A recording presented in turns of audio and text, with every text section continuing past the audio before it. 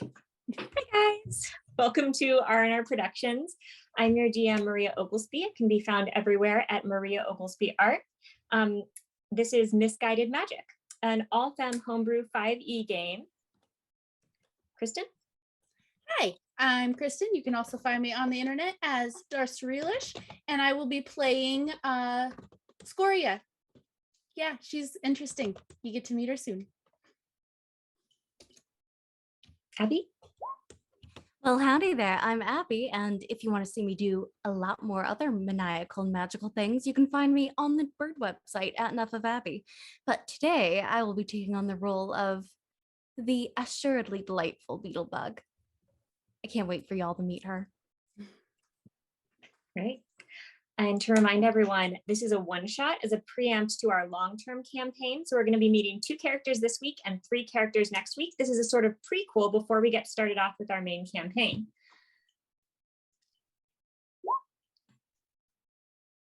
So, sorry, I'm just getting a little used to how we're going to switch things. Are we moving over to the other screen? Okay, sorry. We'll be more streamlined next week. To give you guys an idea of what this campaign is about, this is set in the homebrew fantasy world of Omalia, like a sort of low-tech, high magic, mystical world where the 2 countries of Vertogen and Fendere have been at war for several hundred years. The war has gotten so bad that a rift called the Fallen Grotto, full of sort of like macabre, gross, abyssal creatures, poisons, etc., has opened up throughout the continent and poisoned a portion of the world. There were several missions to achieve peace throughout, but they were all sabotaged, or there was too much mistrust to establish them. The campaign is set when one of the human monarchs in Fendere has passed away, being succeeded by someone who is more open to peace. The new queen has provided an opportunity for a peace treaty to the Vertogen royalty. However, not being entirely trustful, the Vertogens are not interested in sending just diplomats. Their plan is to send mercenaries disguised as diplomats to thwart any assassination attempts and to figure out who has sabotaged past peace treaty efforts before the king himself arrives to sign the peace treaty. Right now, they're not entirely sure what mercenaries they're going to be sending, but perhaps during this adventure, we will find out. So we are going to open in Vertogen. We have our 2 characters, Scoria and Beetlebug, who have been traveling together for some time now, moving up past the swamps of Asunis, up through the forests and plains of Fendere, and past the edge of the Fallen Grotto, near the city of Altarnia. We're somewhere in between some of these rifts in the grotto and Altarnia, who is a once prosperous city that's slowly fallen into disrepair, or long professions, of like cobblers and other well-to-do jobs have been forced to sort of switch over to things that function and help the war effort. Picking up, we'll talk about just sort of your journey there. And as you 2 traveled, Beetle having a little bit of trouble on the road, you guys have picked the most direct, easy path, if not, or roundabout path, if not the most direct path, in order to get to your ultimate goal, which is somewhere up north. You're not entirely sure where as you continue your search for this person. Picking up near Altarnia, some of the sort of camps set up by the military, which are almost like inns at this point, people who have taken in wayward travelers who, maybe have lost their way or need a little bit of help. Those have kind of petered off, and you're on the hunt for something that's a little bit more established. You were told that Altarnia was to the north, and you guys have been making your way there for quite some time now. Winter has faded into early spring. It is currently the 28th day of Rivasai. You guys have been moving slowly, but making good time, and the pathway of, just sort of like muddy, poisonous fungi has given way to a main road that at first was pretty soggy, but has slowly gotten drier and drier, dustier and dustier, until Beetle, you start to feel a sudden absence of the magic that comes from the earth itself. The very life that sort of powers what you do has begun to halt. And as you move forward, many of the forests and the sort of grassy areas that populate this terrain begin to peter off. A number of things like browning and graying. When you stop to inspect the plants, you notice that these plants don't look like they were overwatered, which would make sense given the rainfall in this area, but they look like they were dried out, as if they had encountered a desert climate. And as you move forward, you do notice, like a lot more dust, a little bit of sand almost, in a way that seems incredibly uncharacteristic. However, there is only one road forward, and with a more wilderness-based country like Verkohen, you know that to wander off the path is to quickly get lost, with neither of you being especially adept at survival. We'll open on the road if you guys would like to speak to each other, or let's start actually by introducing your characters. Scoria, can you tell me a little bit about what your character looks like? So Scoria is a short little 3'2" fire genasi who has purple flames thanks to a quirk of birth. She is very long, flowy to one side, purple flame hair. She's got some what looks like tattoos, but it's more like carvings in her skin where the inner light shines through. She wears leather armor that's basically just the corset, and the boots is about all the armor is. And then a very flowy dress over top of it. And she's got a glint in her eye while being still kind of a little bit withdrawn at this moment. Fair enough. And Beetle, can you introduce your character, please? This bright and very sprightly creature, there is just the complete opposite. There is this hairless, mottled, very gnarled tabaxi leaning heavily on a juniper wood staff. She is sunburned, shrugging herself under her a cloak at this point. It's torn, there are stains. Whatever color it must have been, it is now a dark gray as it hides these glinting acid green eyes and huge bat-like ears that are just surrounded by a face filled with wrinkles and, of course, a perpetual frown. As you move forward on the path, the magic that was inherent in the earth that you have been sensing begins to wane even further, to the point where you almost can't sense it. And you're so used to it, so used to being in your swamp surrounded by this lush green energy that you can call upon at a moment's notice, that it starts to feel almost barren. You feel almost a sudden sense of loss, like the same feeling you get when Scoria wanders too far. Moving forward on the path, it continues, the area becoming increasingly drier, to the point where after a moment, you become to get fatigued, finding the need to, take a break, sit, rest for a moment. And while you are elderly, this isn't something that normally happens. You're rough and tumble enough that you pretty usually doggedly move on. So Scoria, this is an odd occurrence for you that she would need to take a break. You okay, Shea? Am I okay? As if we haven't been wandering through this God's forsaken, dry as a mule's ass. No, I'm not okay. I'm sorry, Scoria. It's just, I think I need to sit down. Right, we can stop here and rest. That's fine. Yes, please. And Scoria will pull out one of the little vials that she carries that has some of Beetle's swamp water in it, and just be like, here, a refresher, and pour it like over the back of her neck.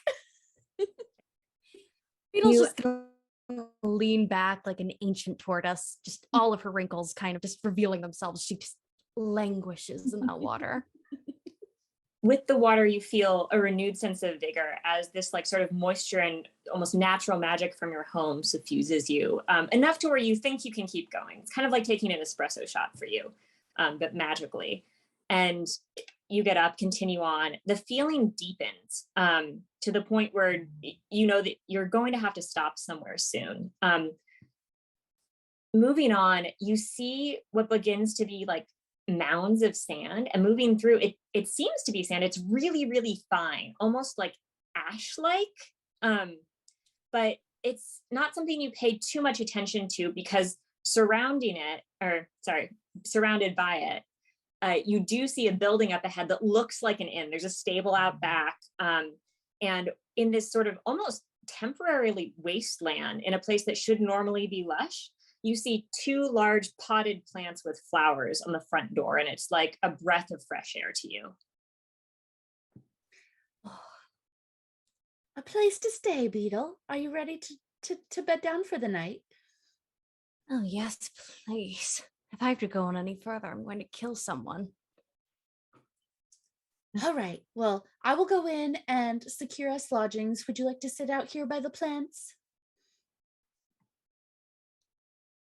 Beetle has already just sat down the shade of the one in the pots, just all splayed out in her gnarled glory. You All right, find you stay there. Scoria will go inside to secure lodging. Beetle, normally when you rest against a pot, you can instantly feel the plant's life through it, because the porous clay is like close enough to the natural that you're able to, it makes sense with your magic, and you're able to feel through it. You feel nothing as you lean against this pot. Reaching up to the flowers, they do feel real, and the flowers themselves do feel like there's some sort of magic and life there. Looking over the pot, perhaps it's a quirk of the material. Would I be able to observe whatever material it's made of? Go ahead and make an investigation check. Ooh, will do. First roll. And I'm going to use D&D Beyond because I'm terrible at math. First roll, let's go. Does a 12 do anything? You notice you aren't able to see exactly what, but sort of scraping over the inside of the pot, it feels like, as opposed to the porous clay base that you were expecting, there's a smooth sheen of what feels like metal almost on the inside. Curious. Do they not want anyone speaking with their plant life? Well, probably just some new age thing that Scoria will have to explain. No. Scoria, as you enter the tavern, you see this like beautiful welcoming area. Although it's like a pretty nice day out, a spring day, you do find that there's a fire inside that gives off more light than heat, a number of lanterns. There's just a general cheerful presence. There's flowers everywhere.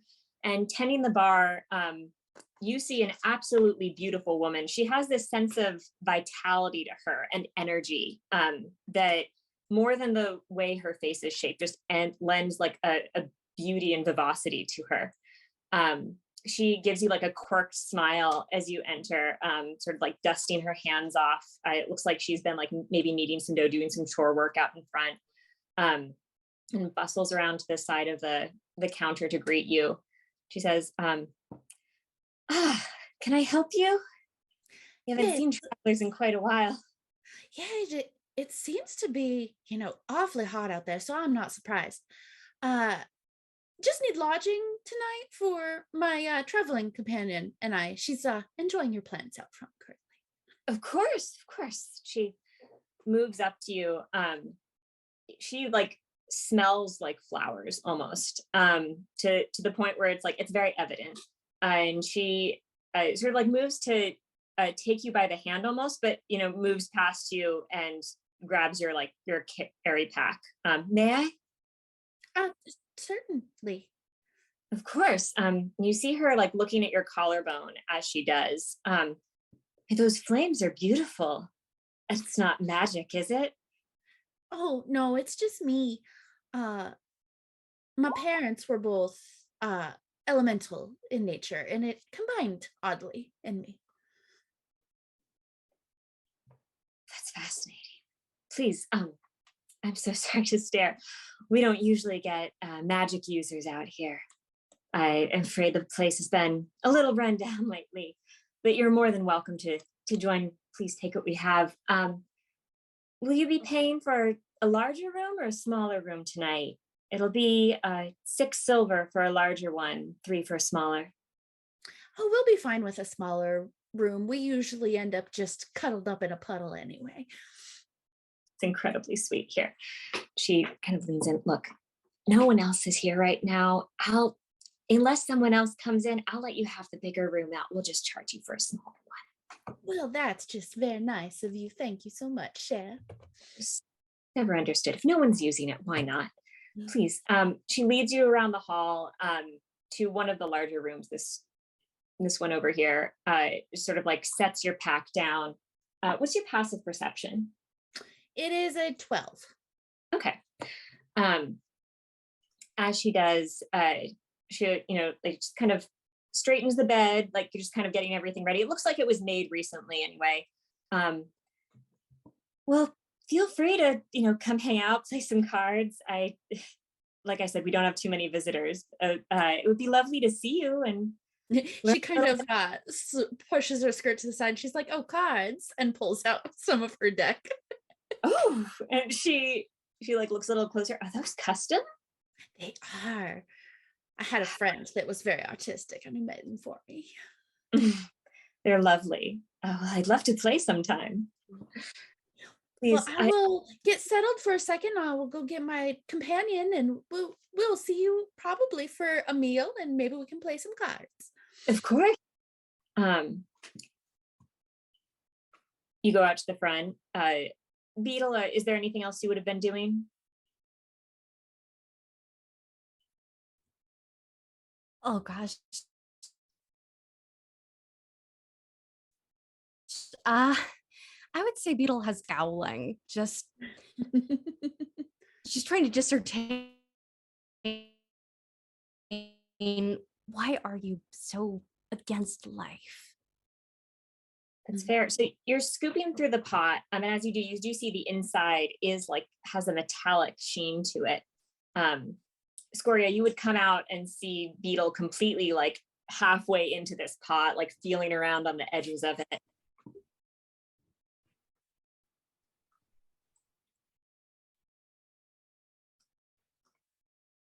Beetle, we've got a broom. If you want to come on in and then we can get some food and maybe play some cards. I might have gone in, but you're younger. I need your eyes. Come here. Oh, sure. Okay. Beetle is going to point out the strangeness of the pot and how she can't feel the inner life within the plants. And she's just going to raise a wrinkly eyebrow at Scoria and just scowl. I don't like it, whatever it is. Doesn't bode well for either of us. Scoria, make an investigation check as you peer at the pot.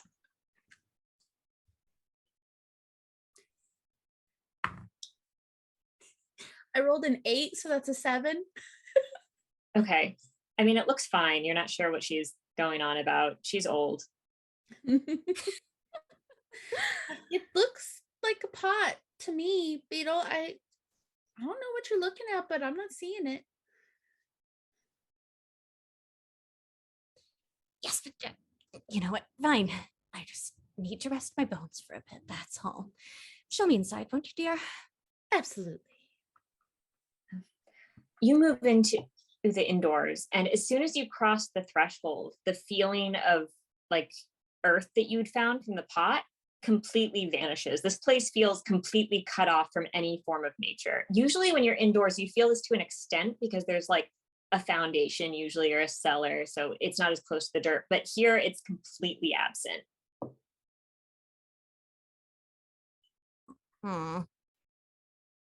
Interesting establishment.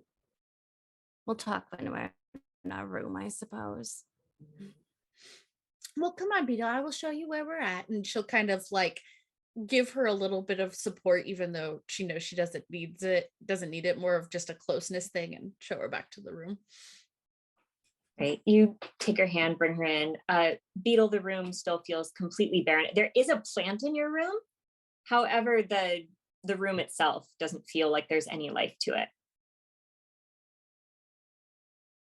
Scoria, are you telling me you don't feel any of the unnaturalness that comes from this room? I mean, I know that you're more connected to nature than I am. I mean, I can feel that you're distressed about it, but Oh, don't you give me this. You're distressed. I'm old, but I'm not stupid, Scoria. I never There's said something you wrong. were stupid, Cher. I was saying that I don't have that connection that you do. Fair. I'm just saying this place feels dead. Like normally there's a foundation, things that keep the earth separate so the place can be clean or whatever. But no, it just feels cut off. Wrong. We shouldn't stay here any longer than we have to. Well, it's just for the night. We were supposed to move on anyways, so I mean, we need somewhere to stay the night though. It's been a long day. And we've slept outside a lot. And All right. I miss a bed. Oh, don't you give me those big old puppy eyes. We'll stay the night. You can get yourself something warm to eat if you want. Even play with those fancy cards. I'm going to stay in here. Well, okay, but make sure that you pay attention and you don't get distracted like is your want when you wander off and are by yourself. And no fighting with bugs. I'm just saying they would understand it's my room, not theirs. If I wanted company, I would ask for it. Now, go, have fun, and maybe bring back something to eat. Absolutely. So Scoria will go out and see what there is to eat and drink and get some cards going. As Vera, sees you come out, she, like gives you a warm smile. What's your passive insight? 14. Okay. She gives you a warm smile and she brings out another woman who moves out from one of the side rooms that doesn't seem to be available to the public. The woman is like a little bit dusty. You see like a cobweb on her, but as she, dusts herself off, she gives you a warm smile as well and a wave. Vera gestures at her. This is my daughter, Laguna. My husband is in back cooking. Laguna is equally beautiful. She has that same sense of vitality to her. What feels strange is that she and her mother look about the same age. Like she looks way too young to have an adult daughter. But neither of them, seem to indicate anything. And they do look alike in some ways, like similar hair, some similar facial features. Laguna gives you a big grin. I heard you like cards. Oh yes, I've gotten quite good, and like she will reach down and pull cards out of both of the tops of her boots that are thigh high, and kind of fan them out and do fancy tricks and like spread them out and then flip them back. And Laguna like grins and like claps her hands like, oh my gosh, I love that. Can you do tricks? Oh yes, and she'll actually do produce flame. And like they'll just crawl around the edges of the card, and then she'll like flip it in the air and like make it disappear and come back. And Laguna like grabs her mother's hand over the counter, looks at her. She can do magic. Vera like nods. I thought you had said that was just part of you. Oh yes, I have flames as part of my being, and I've always just been able to use them to run around objects I'm holding. Magical flames. That's charming. Should we sit down? Sure. Of course. Gloria would like to actually roll insight maybe and see if she did something wrong. What are you trying to determine? She's trying to determine whether like doing anything with magic in this area is going to be a mistake and get her in trouble, kicked out, arrested. Okay. Not sure if you guys are seeing the chat, but somebody bought you inspiration, both of you. Chad. That's a dirty 20. Okay. Oh, Looking thank you kindly, Chad. Thanks, Chad. looking at Laguna, and just seeing the exchange that her and her mother have, you don't see any sense of wariness. In fact, you see like a kindled, marked interest. It seems like this is something they're excited about. They don't feel wary at all. As if, like, oh my gosh, there's a magician here. Someone brought a party trick. Like, Gotcha. they're Okay. super worked up about it. The two of you sit down. Let's go ahead. I'd like you to make 3 intelligence rolls. Or if you're proficient with cards, add your proficiency bonus. Okay. And you'll be contesting, first one's a 22 from Laguna. Oh no, I can only get a 21 at the very top. Because I have a -1 to intelligence, and with the +2, that puts me at +1. Oh, I got a 17, so it's not horrible. So you start off pretty strong with the cards, kind of like placing them around, doing like a fancy shuffle. Laguna gives you like this sweet smile, and then as soon as she takes her cards, her expression drops and she becomes like dead serious. And she starts to beat you. Go ahead, and as the game turns, make a second roll. You have a 17 to beat. I got an 18, or no, dirty 20. Sorry, I can read my dice. So as you move forward, just sort of like realizing who you're playing with and that she seems to know what she's doing, and kind of like taking the cards in stride, you're able to, like put on more of a poker face, and you start to, just sort of surprise her. Her eyes just like kind of flash as you start beating her. For the last roll, you have to beat a 15. That's a 7. Right. So this glint comes into her eyes, and she gives you like this confident smile, like, oh, you know what you're doing, and like seems to kind of like lean into what she's doing. You can see like maybe she's counting cards or something. She's a lot more intelligent than she comes off. She ends by not beating you thoroughly, but like it's definitely not like a tiebreaker. She gives you a grin. That's pretty good. I love your cards. They have a great feel to them, very high quality. Thank you. Yes, my friend Toast made them for me. Toast. I think Beetle is going to take this chance to, you're just going to hear the thudding of a cane and grumbling as she comes out, because it's clearly taken too long for her to get her food. Fair She's enough. just peering out from her cloak. Just pure. And once again, like Scoria is gambling, and she seems to have forgotten about your food.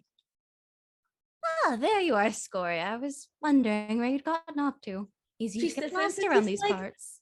I'm sorry, Beetle. I got distracted. Cher, could we get some hot food for my Beetlebug? Of course. And pretty soon, like a man comes out, Vera's husband. This is Cosmo. He, like gives you a warm smile. Again, he's like weirdly good looking and has this like effervescent energy to him. But aside from that, they seem super friendly. So he like has like plenty of like cheese and bread, just stuff that he can make quickly. And he informs you, like, there'll be a stew out later. Around this time, as you're being served, there's a sort of like a rattling, and the doors open, and you turn to see another customer. This is a furbolg. She looks to be, she's probably like over 200, but she looks to be in her 30s if you want to scale that to human years. Just hair, sort of, like mousy brown hair tied in like a messy bun on top of her head. She looks like exhausted and kind of hairy, but she has one of those faces where she always looks stressed out regardless of how she's feeling. And these enormous like circular bottle glasses that magnify her eyes and make her look even more doll-like than she already is. She like raises a hand. Excuse me? Vera turns to her and gives her a smile, just sort of like giving her a once over, and noticing that she keeps a spell book at her hip. She gives a wide smile. Oh, do come in. It's not often we have multiple guests at some point. And the two converse for a while. Vera moving up to the door. Their tones are fairly hushed. They don't seem to be having like a public conversation. But eventually she goes away, and the furbolg like sits down heavily at one of the tables, like and just starts taking out her like a second book, not a spell book, kind of thumbing through it, writing a few things down. Eventually she'll turn around, seeing you guys starting to finish eating, and she'll come over, and just say, "Excuse me, are you busy? Do you mind if I ask you a couple questions?" I I'd say don't mind. before Beetlebug has begun eating, she has cast detect poison and disease over it. She gives her bowl a sniff and then just Okay. casts it over. You don't detect any poison or disease, but in general, like the place seems very clean. It doesn't seem like, unless they were trying to deliberately poison you, like this isn't a dodgy food kind of place, which you've encountered before. It's pretty good. Too It's like clean. party soup. Fair enough. The furbolg just kind of comes up, hesitating before she pulls out a chair, waiting for your approval. Do you mind? Scoria's all like, "Oh, sit down, Cher. We're just getting ready to eat, and I was losing at some cards, as one does." Oh, thank you. I'm not Cher, actually. My name is Tibby. Oh, it is just my way. I call everyone Cher. Oh, is that like short for Sharon or something? I'm not really sure. I learned it from the goblins. They liked it a lot. Oh, she like takes out a book and like starts flipping through it. She like writes it down like Cher. Beetle's just gonna, grumble with a mouthful of meat. Just, Oh, sorry. I'll stop bothering you in a minute. I'm on an errand for somebody, and I need to find this mercenary. I don't know if you've heard of him. It seems like from what Miss Vera said that you guys had come from the south, and I think he was rumored to be in Alternia, but I thought maybe he journeyed down there. I don't know if you saw anyone on the road. His name is Eglin Scrowl, and he should be, like maybe 6.5 feet tall, very muscular, carrying a broadsword. He has a number of, like badges of honor from the crown. He has a long black hair. That's the description I have. Have we seen anybody like that, or should we roll a history check to see if we noticed? Or So you haven't seen anybody like that, but you can roll a history check to see if you've heard of him. Okay. Will do. 13. Right. 14. Okay. It sounds vaguely familiar, like maybe when you were hanging out at the soldier camps, like as way stations, maybe you'd heard the name mentioned in conversation before, but no one's spoken directly of him to you. Well, I mean, we've heard of the name, but can't say I've seen hide nor hair of the gentleman. She'll spoon another mouthful of her grog into her mouth. The soldier camps are probably your best bet. We heard talk of him there, but we weren't talked directly to about him, if that makes sense. Oh yes, in the ways of men, lots of circle jerking and going about. Oh yes, I'm the grandest warrior this land has ever seen yet. You're better off looking in a pit. Oh, I mean, I think this guy is pretty important, but thank you for the advice. Okay, well, I guess I'll spend the night here, and I'll continue on. Have you been here before? Is this a good place? It's our first time here as well. We're kind of on a journey, but we're not really sure what our destination is yet. Oh. It'll come to us. Are you on like a spirit quest or something?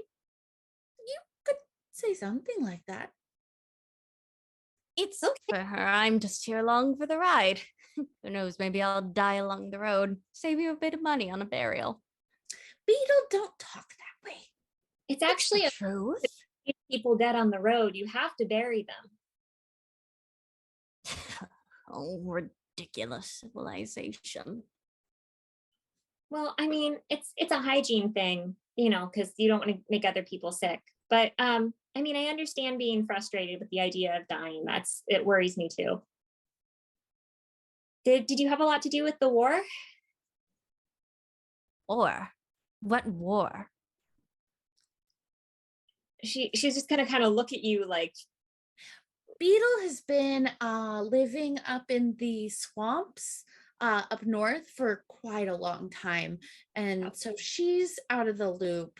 And I only ever heard snippets here and there. I never stayed in Vertogen or Fendere until now. So I've heard some of the rumors, but I haven't seen any of it myself. it's been pretty bad. But there's a peace effort where, well, I probably shouldn't talk about it. There's a peace effort. There might be some things happening soon. So hopefully things will quiet down a little bit. But when they're quiet, is it any fun? I've had so much quiet. Yes, it is actually.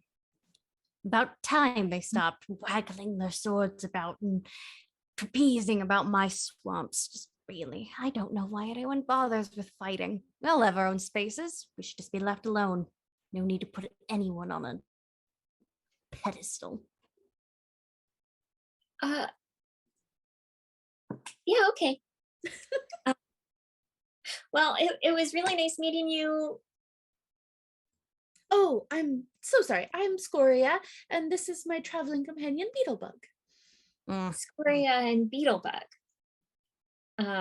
Well, if you hear anything about Mr. Scrawl, I'd love to hear. It's pretty important, actually. Well, I mean, I can keep an ear out about it, Cher, but how would we let you know?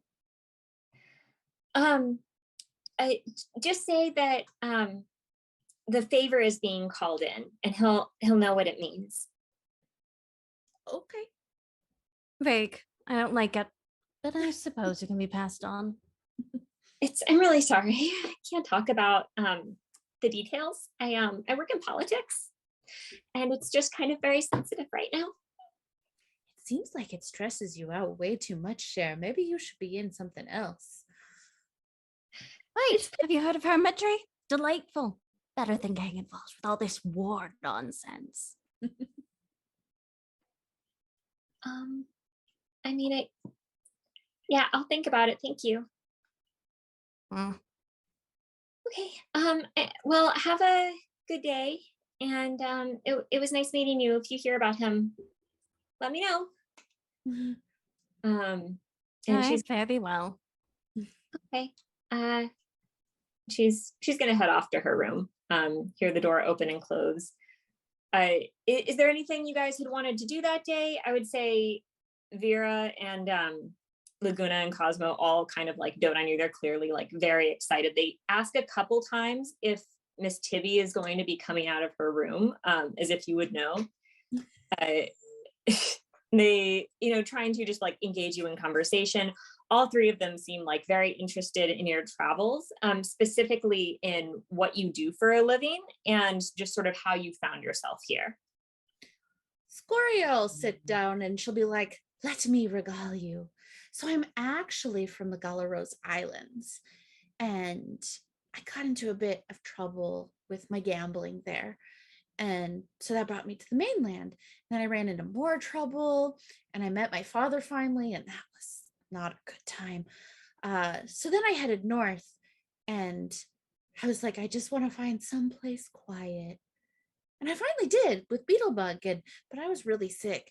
And so she nursed me back to health. And for a year we were, quaint and content, living in a little shack on the water.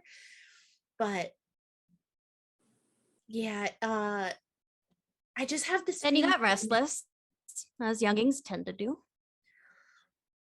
You know that I feel like I'm called to do something, and the voice in my dreams won't let me stop. There's two reasons why you leave any place. It's burning down, or you got to get revenge. The way I see it, neither is happening, but I suppose I'll support you through this venture. I know you do, Beetle, and I know that this is hard on you, and I'm so glad that you decided to come with me, because I probably would have gotten lost again and sick again, and I'm not.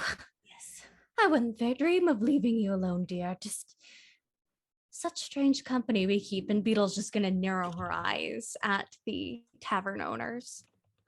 Vera gives you like a bright smile and says, well, that's so nice you're taking care of her. Did you heal her magically? Is that it seems like you have some sort of special bond. What's it to you? Beetle, be nice. All right. No, it was really just a concoction of mangrove root and a bit of alligator meat in the end. It's rest and recuperation, but I have to say, for folks so interested in magic, your place seems practically untouched by it. Oh, well, we don't really have a knack for that sort of thing. You're sort of born with it or you're not, or you pay a heap load of money for an education that isn't going to come to much use when you're an innkeeper. That's so. And I would like to actually roll an insight. I'm suspicious. Beetle's suspicious.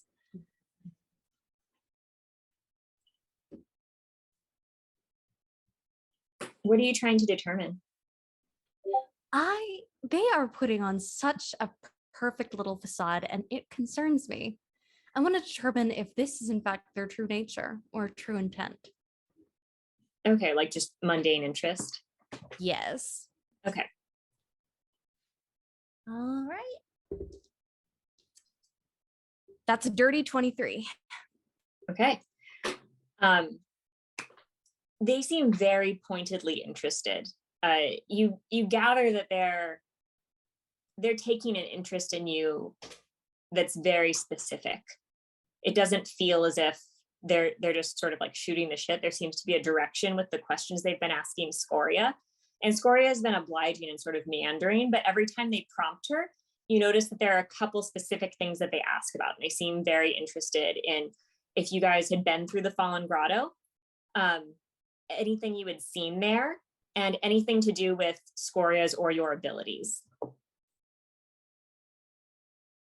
Interesting. I think Beetlebug's actually going to hold up one of her, very arthritic hands and just say, for innkeepers, you've got an awful lot of questions and not enough sweeping done. So if you've got something to say, I'd recommend you say it before I lose my patience.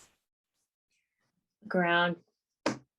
No, just a bunch of people who don't have too much going on, don't have too many guests coming through.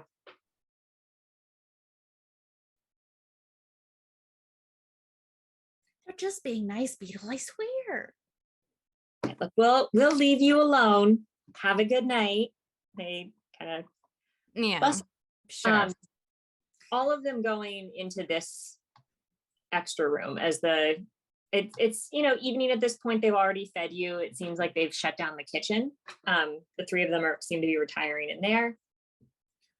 Well, that was abrupt. Are you ready to go lay down, Beetle? I don't want to stay here for the night. Look, Scoria, I am almost certain they are involved with some sort of operation or they're going to eat us. Look, have you ever noticed they're only interested in we came from a grotto, about your abilities and what my abilities are? This place is dead. There's no magic here. They're imprisoning their plans. Really, I think we should just go while we can and they can feast on whatever they think is in our rooms. Well, if we're gonna leave, do you think we should warn Tibby, the Furbolg? She seemed earnest, if odd.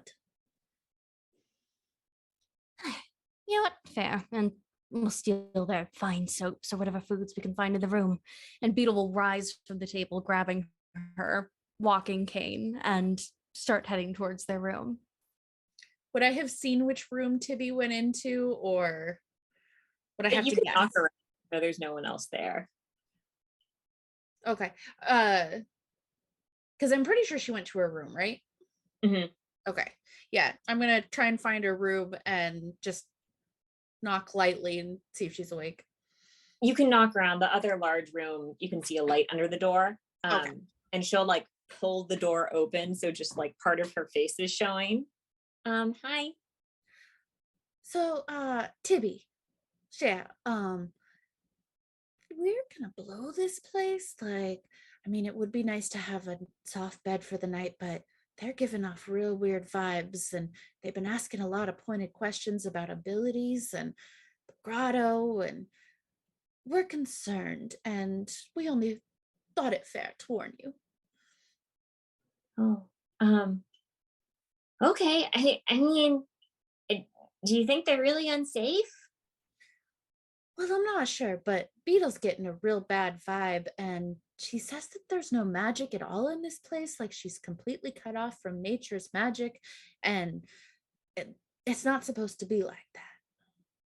Oh, okay, one sec. And she closes the door, and then you hear a message in your head, Scoria, and you hear Tibia's voice. Is she usually have feelings like that? Is this something to actually be concerned about? Or are we humoring her? She has a knack for, she's answering in her head, since I'm sure Right. she's had this happen at least once in her life. You know that you can like whisper and someone will see you mouthing the words, but only the person who sent the message can hear you. Okay, gotcha. Yeah, so she'll whisper, she'll be like, she gets these feelings, and usually, I mean, unless she's arguing with the bugs or the alligators, it usually does lead to something. Okay, thanks. There's like some hustling. The door swings open. You see Tibby like pulling things out of the desk that she's clearly like set up. You see her put everything into a bag that is like much too small to hold what she's throwing into it. She'll sort of shoulder it and say, all right, well, do we just go camping, I guess? You know, it's better in numbers, especially if something is going on. Let me go check and see if Beetle We'll have to rough it, and Beetlebug is going to appear from there. has all our bags and everything. She's actually taken off the blankets. Oh yeah, she's got everything. She's all Okay. You guys can, I guess, make your way out of the inn. Are you camping like just outside the inn, or like how far away are you going? I would say this is in an area like this, their well is probably the only source of water for quite a while. Scoria will stop, and she's got a jug as well as her water skin, and she'll fill it all up, and she'll be like, we'll make sure we have the water, but we should probably go a little further if Beetle's feelings come to fruition. Okay. And then guys- go like a quarter of a mile or something, like if there's some trees or something that we can camp out in, or if it's just kind of deserted land, then we'll just find a spot. Oh no, we lost Abby. Hopefully she'll jump back on soon. You're able to move out. You spend the night camping. I mean, nothing in particular happens. You get the feeling that it's still deserty, but there's like a tiny sense of life that you feel, Beetle. But for the most part, like that sense of plant life is pretty much gone. But you pass the night, wake up the next morning. I would say, Beetle, at this point, you take a point of exhaustion just from not being able to feel the magic. Oh man, this is not than usual. Are you? I know this is rough on you, Beetle. I think we just need to get out of this area, Cher. I don't think it's a good area. It certainly isn't. I wouldn't be surprised if they were, I don't know, some sort of anti-magical freaks or whatnot. Well, they seem genuinely interested in the fact that we had magic, but you thought it was in a natural interest, so we did what we needed to. And for what? They're probably seeking to suck it out like a mosquito. We did that. We did. All right. Well, Tibby, who's like spent most of the time in her tent, like grabs her pack and shoulders it. Well, it was nice meeting you. I actually I have to go the other way because I have to find Mr. Scrawl. So thank you. Well, good luck, Tibby. And she'll one second. I gotta make sure what I can do with this.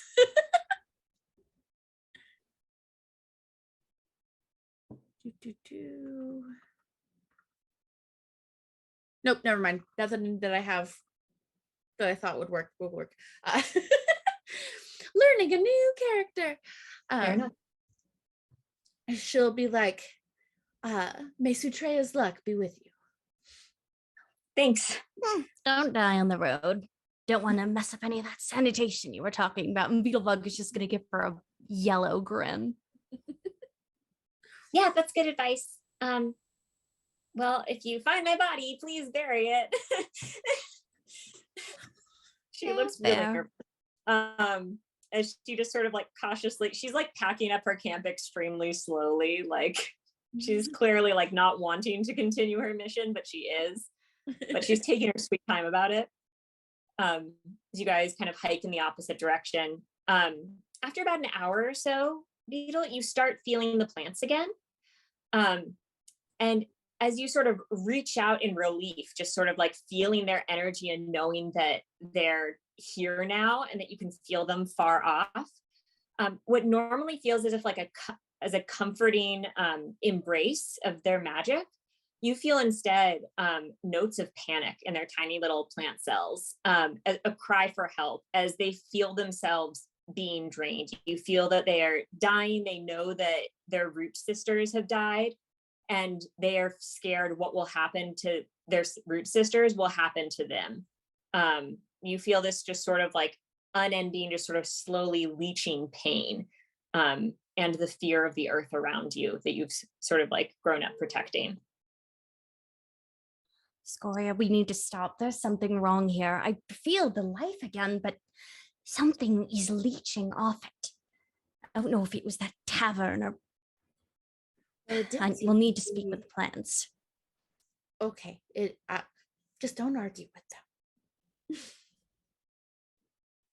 I'm not looking to.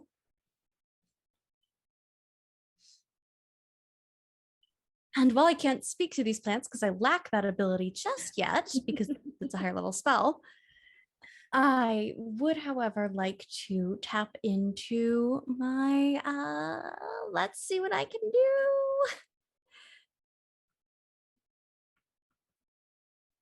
Let's tap into my nature ability. Actually, medicine seems appropriate. I want to figure out what exactly is the nature of this ailment. Is it, if it's magical, then it's magical, but we could at least root out if maybe it's a natural disturbance first. Okay, you spend a little bit more time like searching out a plant that isn't completely dead yet. Go ahead and make a medicine check. Will do. All right, that is for a total of 15. Okay, you can tell that this plant is close to dead. When you pull at the roots, they come up easily. They're not deep ingrained. It looks like they've sort of withered from the bottom up. So, and the bottom of the root seems drastically more dried out and just sort of leached of life than the top of the plant. It's like the sprigs at the top that seem to be still alive as opposed to the bottom. Whereas when a plant normally dies, the top begins to brown first. So it's almost as if it's died in reverse. It's very strange and it's incredibly dry.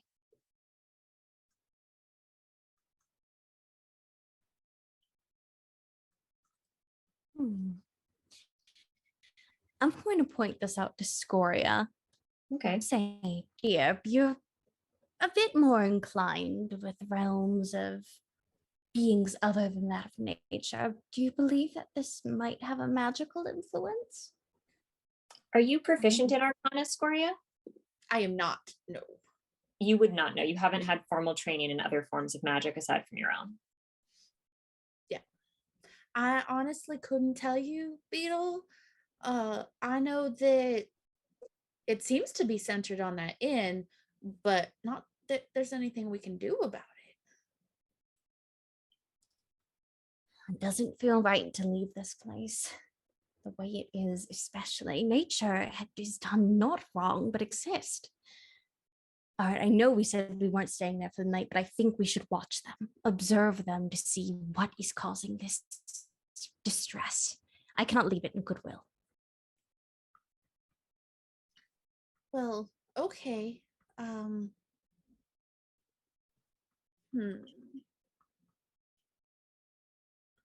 how And close should we get? Oh, I want to say enough to watch them, but not enough for them to see us. And when they do commit whatever evils they are upon this earth, then we can give them a good old, like she'll take her cane and start smacking it in the palm of her hand. Were there trees around the Talking inn to. at all, or was it just kind of like bare land? It's mostly barren land that seems to have like this really fine white sand that's almost dusty, like layered over it, that you can sort of kick your feet through. And there's some dried scrub and grass. Well, I don't really think that we can get anywhere we can hide, that they won't see us. It was pretty barren land, which might be their point. You might be able to burrow in the sand, but you'd get pretty filthy. It's up to you.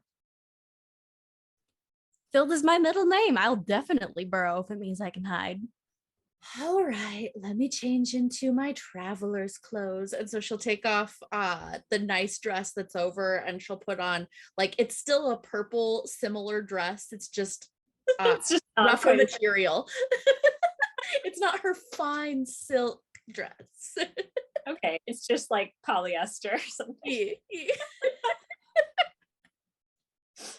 Right. You put on your travel clothes, take like the heels off of your boots. Moving forwards, you guys get pretty close to the end. Do you want to stake out the front, the side, the back? Where would you like to be? Probably I would say the back. After all, if they're leaving, they're not going to leave out the front.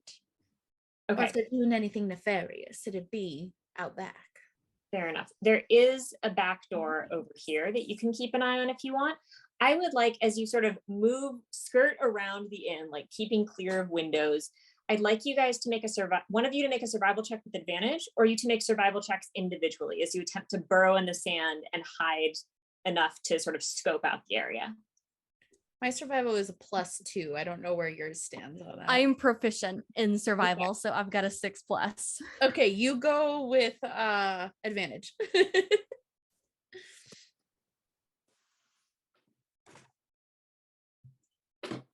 Yeah, let grandma dig the She's just like, all right, with a that back first one is an 18. Should be a 24, and the second one's a 17. So that's success. okay. So you just sort of like hunger Scoria down in the sand and then like move the sand around her, like kicking it up like cat litter almost, just until she's completely covered, just like her eyes and part of her face keeping out just a little hint of purple, pulling up some like dead grass. You just kind of like cover her hair with it so that there isn't anything visible. You're able to do the same with yourself. Your clothes are so dirty that they kind of blend in anyway, and you guys like prepare for your stakeout. How long do you want to wait? I say we give it an hour and see if we see any movement, and reassess from there if we don't. Okay. You wait about an hour.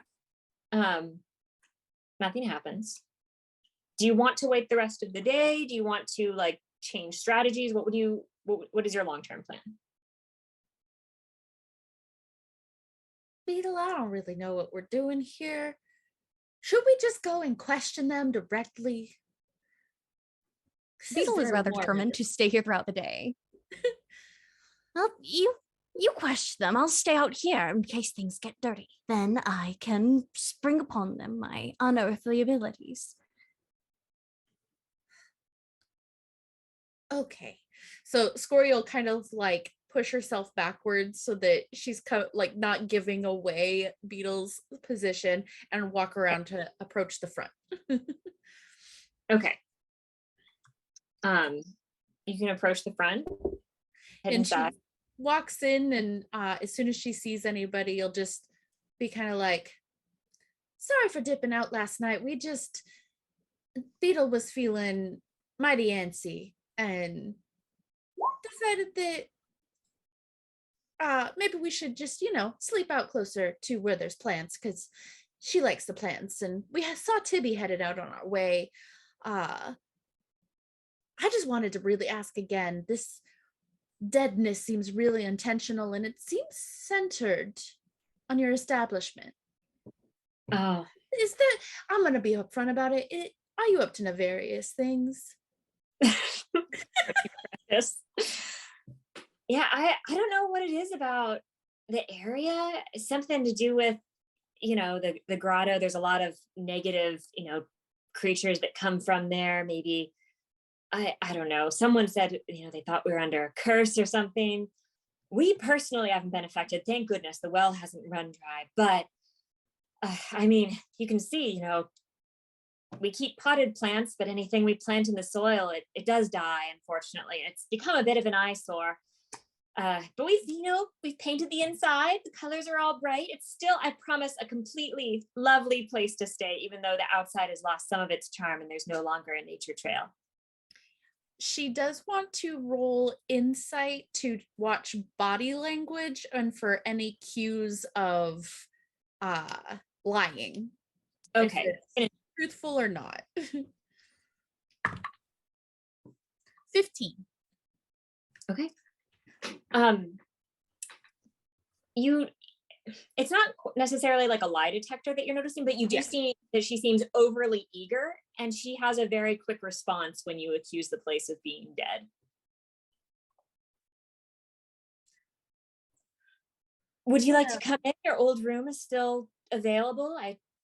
We won't charge you since you didn't really stay the night last night.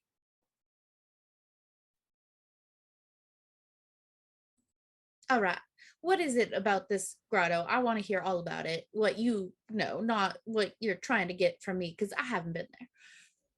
Oh, I haven't been there either. I just know that, it opened up because of the war. It has a bad reputation for dangerous creatures being in there. And unfortunately, as it expanded, it's gotten closer to us, but there's not, of course, I would never travel there. It's a war zone.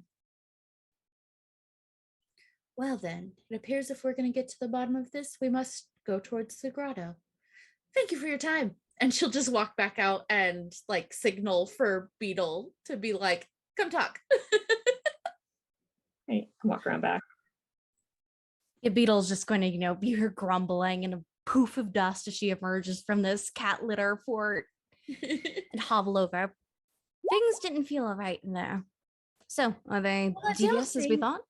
I don't think that they're outright lying, but whatever's wrong with the area, they seem to believe is coming from the grotto and whatever's happening there. And they mentioned a curse or beasts but they said that they've been the lucky ones because their well hasn't run dry, but I still don't fully trust them. Neither do I. Maybe this... Do you want to go check out the grotto and see if something there is causing this? Or shall we? Of course. Okay. Do we know which way the grotto is, or do I need to go back in? It's south. And I would say you guys continue south for a while, but from what you remember, it was very marshy and the desert didn't start until recently. And again, as you move south, like a couple miles, Beetle, you get that same feeling from the plants. You can tell that they are dying, centered on an area that you've come from. It's not that the more you continue, the deader the things get. This is something that happened very recently as you guys approach this area. I would relate as much to Scoria, grumbling about it, getting a little angrier as we go on. Feel the arthritis grating in your bones as you're dragged back and forth over the same terrain. Well, I don't know what to tell you, Beetle. I don't have the feeling for the plants that you do, so I'm at a loss. I can only feel the plants through you. I don't blame you, dear. It's just, I need to get to the bottom of this. Kind of move forward. And I would say as you just sort of are shambling forward, kind of seeing, what's up ahead, you do see Tibby walking incredibly slowly south Sort of at the sound of your voice, she sort of like turns and like gives you a wave. Like, oh, hi, are you coming this way too? Yes. Well, to this grotto we were told so much of in the tavern. Beetle thinks that there's something real wrong with the land, and we went back to the inn just to question them, and they said that it's either a curse or the grotto, but Beetle has the feel of the land and she can't just let it be. So we want to try and make it better. Oh, yeah. I mean, it is really weird. I mean, I have been to the grotto before and it's definitely dangerous, but there isn't really stuff making deserts. So I don't think it's the grotto. I think they lied to me and I just couldn't see it. No, right. Oh, wonderful. This is just wonderful for my knees. Why did I ever leave that swamp, Scoria? Do you need help? Just if you think something's going on there, I mean, it is illegal to leave dead bodies on the side of the road. Well, we definitely need to figure out what's going on, but I'm not really sure how we'd go about it at this point if they're lying and we didn't see anybody else around.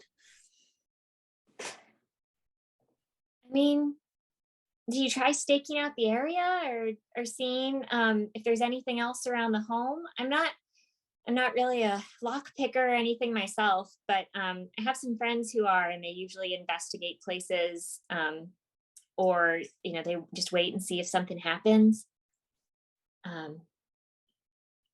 I don't have the patience, obviously. I went in. We camped out for like an hour watching, but that probably wasn't enough. Yes, and I would go back if we could, but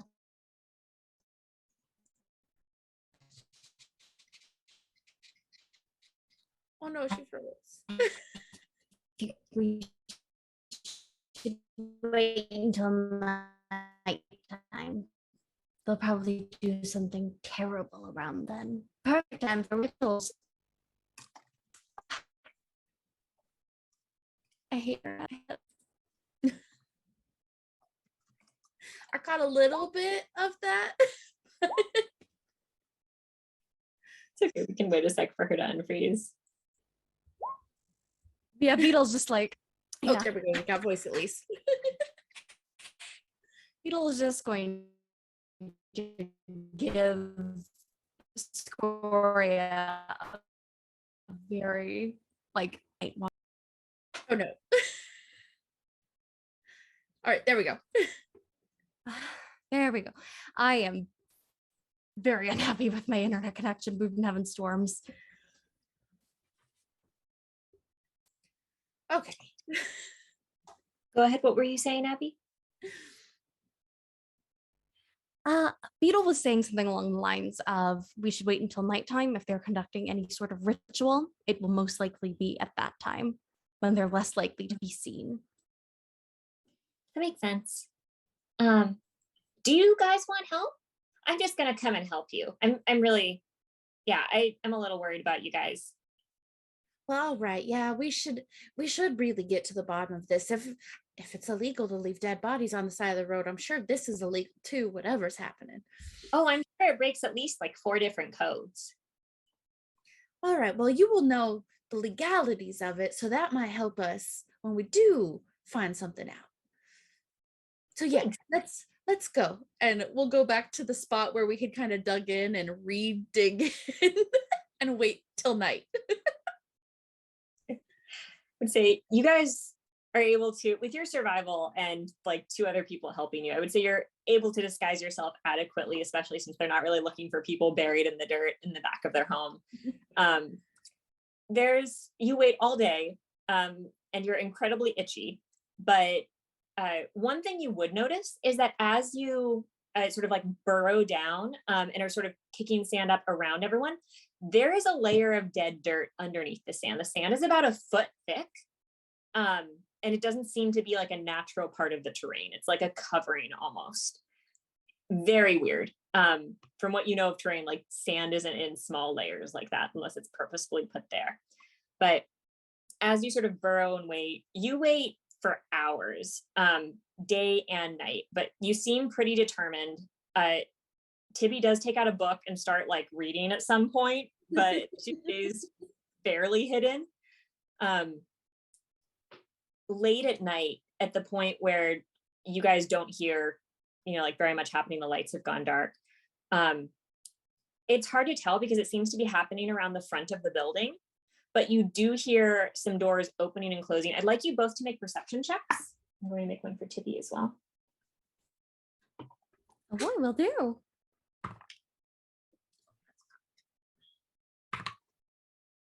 Oh, thank God I took proficiency in perception. Dirty 20. That's a 4.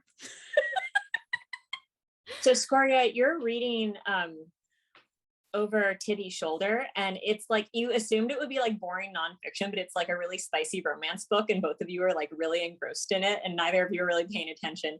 But Beetle, you're just kind of over that part of your life, and as you are actually paying attention to the mission, listening, you hear like a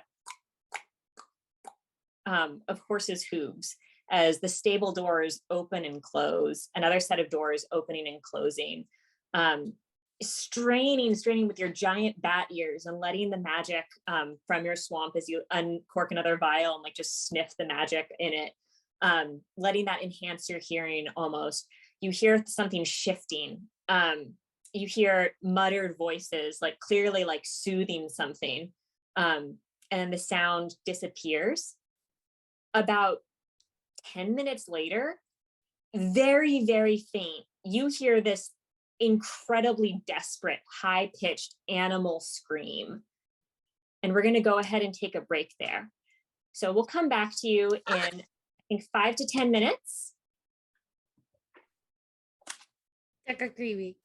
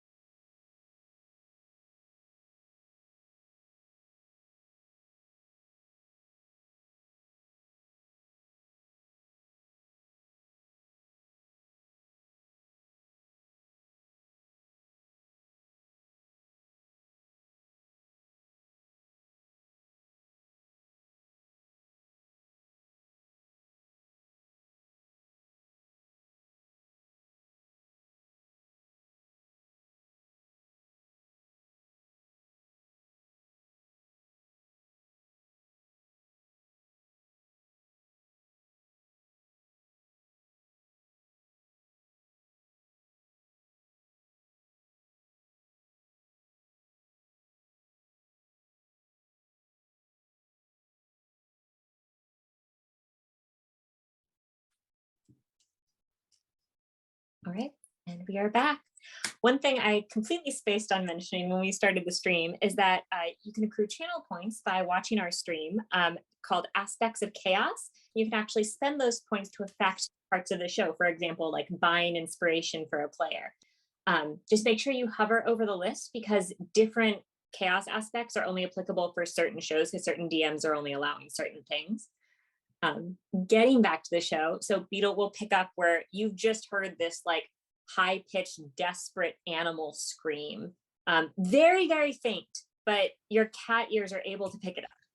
I think Beetle she doesn't even warn Scoria and Tibby that she is getting after. You just see her with a speed that is unlike her age, just rushing out.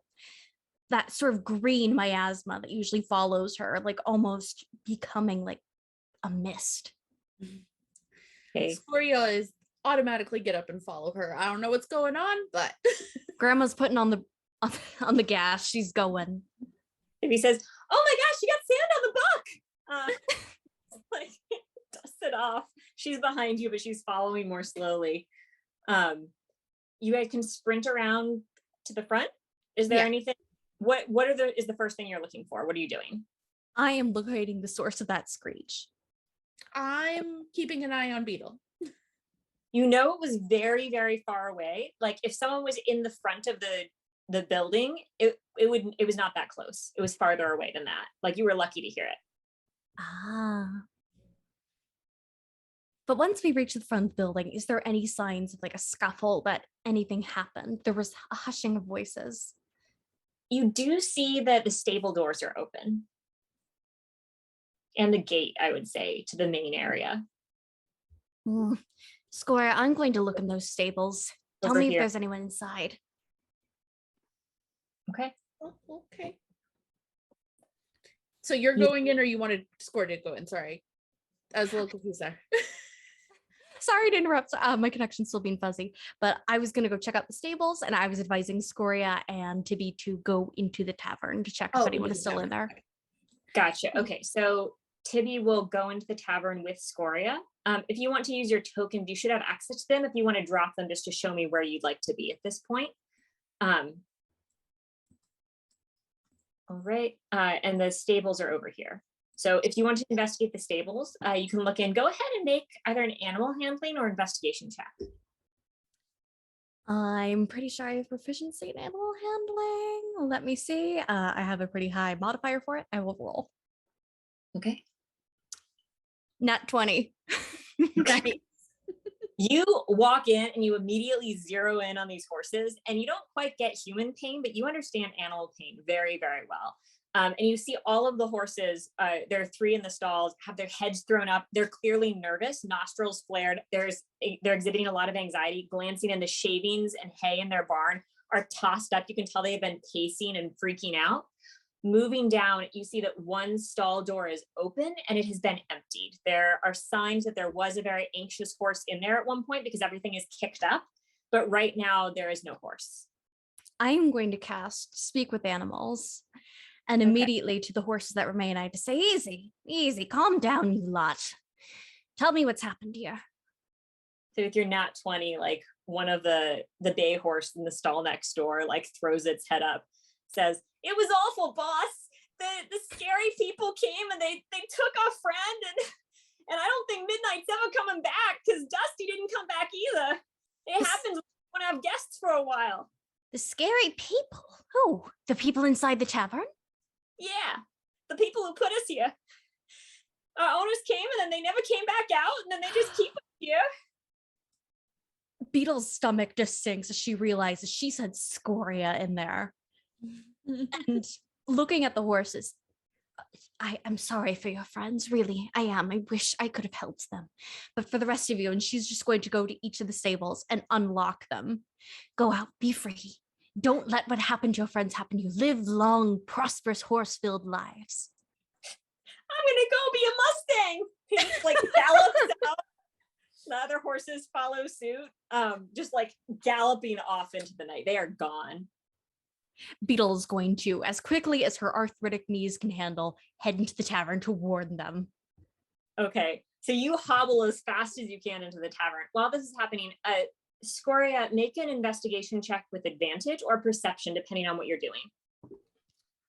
She's definitely checking to see if she can hear the people in here moving around, if she can't immediately see anybody, and just kind of a feel for the inn to see if anything feels off. Okay, make a perception check.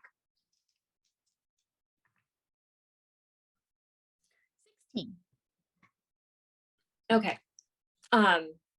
You don't hear anything. It seems that whatever Beetle heard was maybe like the pinnacle of volume for whatever was happening, but the area does seem to be deserted. Like you don't hear anybody moving inside. As far as you know, there's nobody in here. Tibia, I don't think anybody's in here. I think it's happening elsewhere outside. Okay. Yeah, I don't hear anything.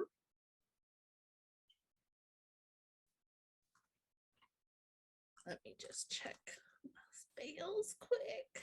Okay. I would say, and Beetle, as as this happens, Beetle charges into the room, just sort of like panting from the effort. Oh, okay. Oh, I'm not as young as I used to be. Okay? I am, but we need to get out of here or kill those bastards. The horses, they told me. They have been doing something. The owners never come out of there. So it's happening inside.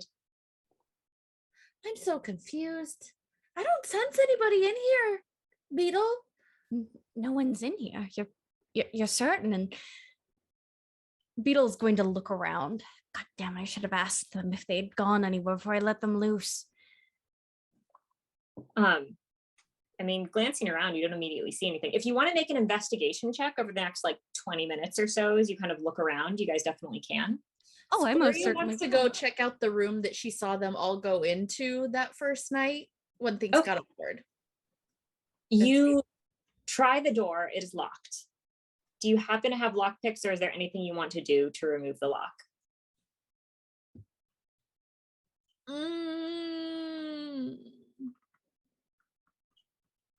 I am going to investigate. Let's see how this roll goes. That's another nat 20. Okay. Scoria, as you're studying the lock, Beetle, you move around kind of knowing the areas that are closest to the door. You look around here because this is the only other outside door entrance. And stepping in, you immediately see what looks to be like a little clod of like dung with hay in it, which like it looks like horse dung, like it came off of a hoof. So knowing that the horse went this way, you move aside and looking over here, you notice that the area over here next to the stove has scuff marks on it, as if something has been moved back and forth routinely. Scoria's still staring at a lock. Scoria, in here. I'm looking at it really hard, and Tibia is like watching you, and she kind of has a notebook out, like poised as if you're going to do something impressive, just waiting.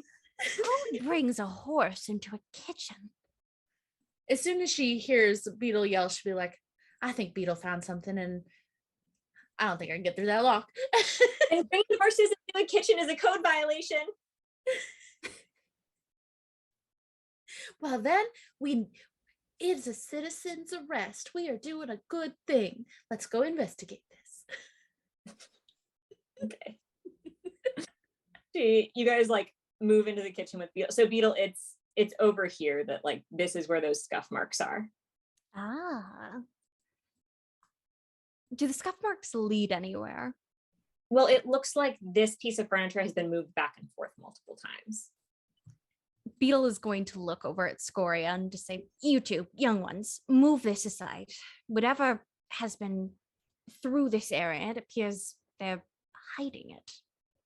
Almost like shoving something under a rug, but with a big It might wooden take table. all three of us, because I'm pretty sure none of us are all that strong. You know what? That just might have to do. Yeah, I could probably use some help. I can't really do that by myself. Yeah, so like I imagine all three of us are trying to move this because my We're strength is working 0. together, like grab the side of this and like gently yank it apart. And as you do, it's revealed that there's like a box that when you touch it, it's a fake box. Like it's really lightweight. Pulling it aside, you see underneath it are a set of stairs. Like there's like a door you can lift and they descend downwards into a basement. Demon worshippers. I knew it. All right, well, let me go first. I'm protecting you. Of course, dear, although let me be at your back. I wouldn't let you go into darkness without help. Okay, well, you seem to have like a thing here, so I'll just follow along behind you. Okay, we will protect you, Tibby, I promise. Okay, I'm fine. I mean, right, you descend down. Moving down, it gets progressively darker, but then you see a light ahead. This seems to be carefully hewn stone. And as you move ahead, there are definitely some rough patches, but it seems pretty uniform and very weathered. Like there's a dip in the bottom of the steps as if this has been trod down multiple times. Moving down, you see like a doorway, not a door, off to the left of the passage, and you see another passage joining it. So leading to the same passage going down. Continuing your way, you find yourself in a stone chamber up ahead. There are two entryways off on the left and one large entryway off ahead. You hear the steady like drip of condensation. There doesn't seem to be the same problem of water here necessarily, but Beetle, you still cannot feel any sense of life from the stone. Strange. This entire place feels dead. There's definitely something wrong down here. There is. Beetle is going to slink along the corner to this first entrance, taking care to be stealthy. Fair enough. You look inside. Go ahead and make a stealth check. Will do. All right. Come on, I'm a cat. We're great at this. You get proficiency in stealth. I do. I'm old. We'll see how that goes. 13.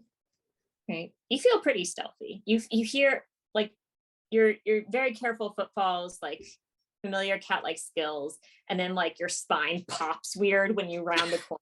It makes a sharp crack. You kind of peer around. This seems to be supplies for the inn that they run. So you see like things that need to be kept a little bit more cold. There's some hard cheeses. There are a couple crates. One of them is open. It looks like there's maybe onions in there. I will grab a whole onion and I'll take a bite out of it and then put it in my pocket for later. It's real good and oniony. Has layers. But I will pop out and give like the all clear signal over to Scoria and then gesture towards the other entrance for them to look at as well. Okay.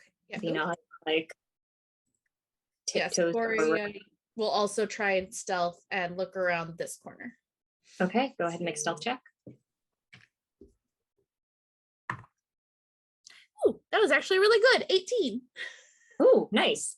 Okay, with an 18, you stealth forwards, like your foot falls without the heel attachments on your shoe, like making almost no sound, the soft leather. Looking around, you see another storage area, and this seems to be an odd mix. Kind of, are you moving inward to check it out, or are you just glancing? I'll go a little bit in, like about here, just to make sure there isn't anybody in there. Looking inwards, you do see like some more crates of onions, some, like maybe a couple of dried apples, but then you also see like other things that seem to be more like this is like what you would find in your grandparents' attic. Like there's a box of costume jewelry. There's like a wardrobe, and it looks like it's pretty full. Like you see like a sleeve of something sticking out as if it couldn't close properly. You see several other crates that feel miscellaneous, but are not labeled with any foodstuffs. Curiouser and curiouser. But not seeing anybody, she's gonna back out and tell Beetle, nobody's in there, but there's lots of clothes and jewelry and... Now, why would such a prosperous family need to live in a place like this? And Beetle is going to again reach out for that onion, take another bite, and chew thoughtfully. Okay. There has to be more. Let's see, your eye, like it's so good, but your eyes are also watering, but you also can't stop eating it. Oh, Beetle. I like strong flavor. And Scoria is going to be like, all right, well, we've got a curve in the tunnel up ahead. Let's get up to that and make sure there isn't anybody around the corner. But moving farther in, because obviously the nefariousness is happening down here. Move farther in. Go ahead and make And you a don't want perception. Beetle's arthritis to give us away. Perception check, you said? Yes. 6. Right. The coast is clear. Scoria's What gonna did go you see, around the corner. Scoria? It's clear. I don't see anybody. And so she'll come around here. Beetlebug will follow, not sure what to think, but Scoria's a dependable girl most of the time, a bit of the time. You round the corner and you see Laguna like climbing out of what looks to be like a metal like wardrobe. And she sees you and she freezes and her eyes go wide, and then she like stumbles forward and says, oh my god, there's something going on with my parents. I'm not sure what's happening, but there's something creepy going on there. I don't know what's happening. I followed them. They always go down there at night. I don't know what's going Scoria on. wants to make an insight check to see if the tears are real. Go ahead and make an insight check. And fuck this girl. Natural 20 for a 22. She's lying. You can crocodile tears. She is going to, she's done with the lying. She's done with all of it. She's just going to try and hit her with an Eldridge Blast. Okay. Go ahead and hit her. Wow. That is a 21 to hit. Okay. Oh. Come on. Where are my D10s? There's one. Stairs and vampire player. I've got so many D10s. Too many. That's 7 points of damage. Okay. You blast her with this like fiery cantrip and she lets out like a blood curdling scream. This is not the scream that you heard earlier, Beetle. This is very different. It's much more human. And as it like the fire just sort of like burns at her and she pats it out, she stumbles backwards. Let's roll for initiative. Oh boy. Woohoo! And yeah, the Eldridge Blast is totally like just almost an extension of the flames from her arm. That is a Okay. 19 for initiative with a +1. So that Okay. is a 20. I got a 14. Okay. Oh, for Tibby. Oh. Okay. So we've got a 20, a 19, a 14, and then Laguna has a 21. So she's going to go first. God damn Screaming, you. sort of pats herself out, stumbling backwards, screaming as high as she can. She opens the door with like a complicated hand motion and like feels around in the back. You can tell she does something and it clicks open. She stumbles through screaming like, Mom, Dad, they're warriors. And then you hear this like curdling reverberation like move through the wardrobe and into you. And everything about you goes cold. Like your fire is still on, Scoria, but you have this like chill as if you just got brain freeze all over your body. And the reverberation is if somebody is speaking, but like you can hear it like a bass beat almost, but you can't hear any distinct words. You hear some concerned screams from Laguna's parents. Beetle, you are up. I am going to use all 30 of my movement speed. 5, 15. Oh, nope. 20, 25, 30. The George, is it locked? The metal contraption she's used? No, she unlocked it and like seemed to know how to get through, and she like is fleeing backwards into this chamber. Oh boy. Is it open? Parents are over here. Yes, it's open. Okay, you could see me checking out distance there in the roll 20. Mm-hmm. I trust Scoria, and normally she would not lash out at some innocent little girl. This is clearly not that. So I am going to cast Infestation. Entered on Laguna. Yes, she will have to made a Constitution saving roll at 14. That's exactly a 14. God damn it. So Hate it you when it just meets. reach out to the power of the swamp, and you reach out for like any bugs, anything in the area to come create this magical swarm. There are no bugs in this area, and you are unable to call on them. Damn it. Is that your turn or anything That else? is my turn. That is all I can do. All right. Tibia is going to, oh, she's far away.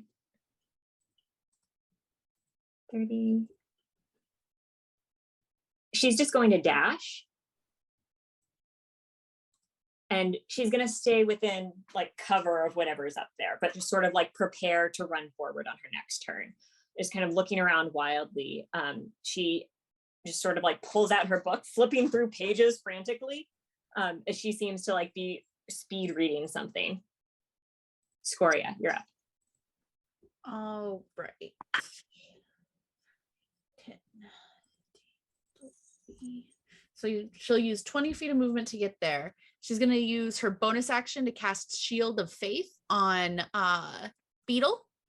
Okay. And so like this purple shimmery field appears around her, and you have a +2 bonus to your AC for up to 10 minutes or until I lose my concentration.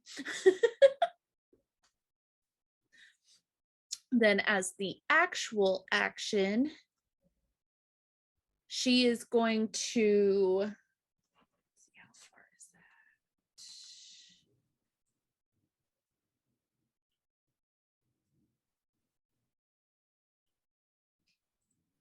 It's my favorite thing about that? Be roll a 20. You can just see when people are disadvantage, but flipping. she's going to go ahead and throw a dagger at Laguna.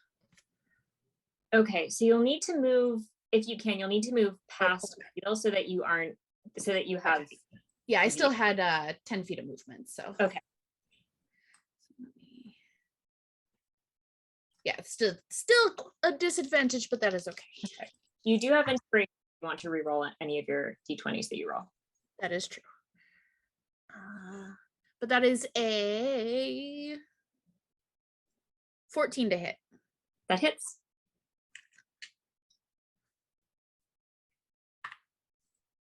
That is 4 more points of damage.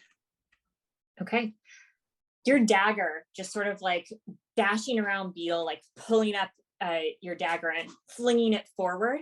Laguna, just sort of crying to her parents, not quite looking at you, turns at the sound of you running up, and the dagger hits her squarely in the chest. She sort of like staggers for a moment, looks wide-eyed at you before falling against the wall of the cavern, dead.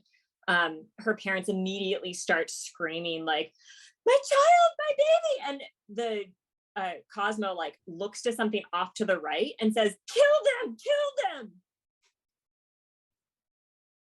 I knew she was lying. I certainly hope he wouldn't strike out at a child without cause. All right. This creature, something moves off to your left. You're unsure of what it is. Uh-oh. Let's go back to the top of the round. That's Beetle up. All right, Beetle is going to take a step forward out from the middle guard, and with the parents fully in her sight, she is going to cast Thunderclap. Okay. Actually, no, wait, nope, they're not close enough. Never mind that. I need to get closer. I'm gonna get close enough right in their faces because I am so done. I'm just gonna march past their dead child, and then I'm gonna cast Thunderclap, and that is a 14 Constitution saving DC. Okay. A 2 and a 3, so that's a fail. Perish. All right. Wow, that is a nat 1 for damage. Okay. You each take 1 damage as the sound reverberates through. And now that you're in here glancing over, you see this creature just sort of no. in the corner. It feels like it's almost human in its torso, where it's sort of like almost crawling forward, but it's almost like an octopus mermaid, but the tentacles are like these sort of like fleshy, like distorted leeches covered in fangs. It has like several small tentacles coming out of its shoulder blades that sort of move around it, almost like snakes, just sort of seeing you. And while the creature itself does have eyes, it does not possess a mouth. It turns around and looks at you, and you feel as if, like, you know, when you get the feeling somebody is watching you, and you get that prickling on your neck, that just sort of starts to run over your entire body as you feel this like slow, like sort of sucking noise as this creature's like tentacles start to move and coil towards you in this sort of writhing mass. Oh, that is nasty. Here. But yes, that is going to be my turn. Okay. So it was 20, Scoria was 14. And okay. I forgot these people were. So I'm going to go ahead and move them. They're going to 5, 10, 15, 20, 25, 35, 10, 15, 20, 25, 30, and they're just going to dash out. Would you guys like to use your reaction to make an opportunity attack, or do you want to save that for something else? Oh, certainly. I'm going to whack them with my staff as I go by. Okay, so which one would you like to whack, Vera or Cosmo? I will hit Cosmo. Okay. Let me actually roll that damage. All right, so that is with a staff. Do I have to roll the hit with this? Just remind me. Yes. Yes. Alrighty. Let's see. I'm guessing a 12 does not hit. A 12 does hit. Oh wow! Wow, these dudes are weak for some cultists. They seem to be involved in something, but they're not especially powerful. All right, now I'll roll for damage. Please be better than a. God damn it! That's another one. All right. You like bonk Cosmo on the head as he like dashes out and goes, oh. Darn kids, get off my lawn. Scoria's gonna reach out as they go past with her mace and try to hit Cosmo as well.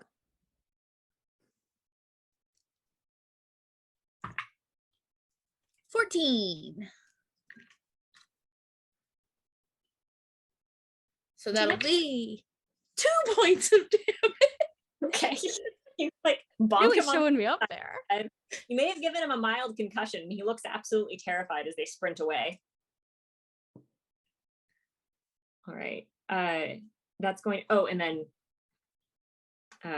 Tibia is up next. So Tibia is going to see. I'm just checking range. All right.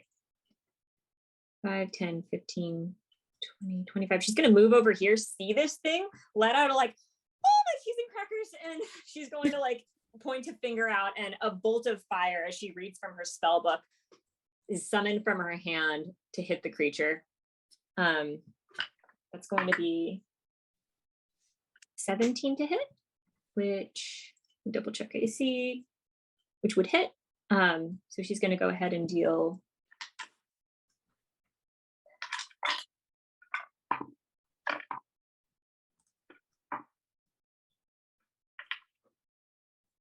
10 points of fire damage.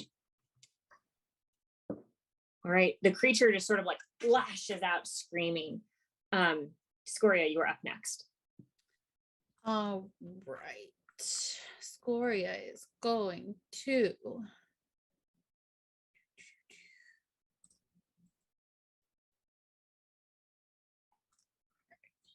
Eldridge Blast. All right. That's a natural 20. And it's at the creature. Okay. That is 18 points of damage. Okay. Oh my god. Great. You blast into the creature, and the creature lets out this like is that your turn? Yep. All right. The creature is then going to sort of pulsate as it sort of writhes back and forth. And you can see within the tentacles, there's some sort of form. And it seems to sort of leach the form. And as it does, it sort of like ejects it from its massive tentacles. And you see the mummified body of a horse expelled from it. The horse seems to be like the bones are there, but they seem like brittle and insanely dry. As it just sort of like pushes the horse away, it's going to regain some health. Not Dusty. All right, the creature is then going to move over here, and with its reach, Beetle is then in range. Oh no, I don't like that. Its tentacles are going to lash out at you. Just like these two leechy, like viscous tentacles, like kind of coming through. And when they latch onto you, you can feel like these tiny sharp pincers like grab into you, and you can feel like that sense of absence that you felt with the plants intensifies in your arm. I'm assuming a 20 something hits, but the other one is a 12, which does that miss? No, that hits. Is that with the +2 to your armor class? Oh no, that does not hit. Okay. Hooray, shield of faith. To say like, oh my Thanks. gosh, her dex is negative. All right, you are going to take 10 points of bludgeoning damage as this creature latches one of its tentacles onto you. It is currently attached to you. That is elder abuse. All right, that is the creature's turn. Beetlebug, you are up next. I am going to, as I see this thing latched onto me and this feeling of just death links it to me, I am going to cast Melf's Acid Arrow Okay. at this tentacle to melt it and get it off me. All right, go ahead. All right, let me roll a hit. That is a 17 to hit. Okay, 17 hits. Hell yeah. And I will roll. That is 9 points of acid damage. Okay.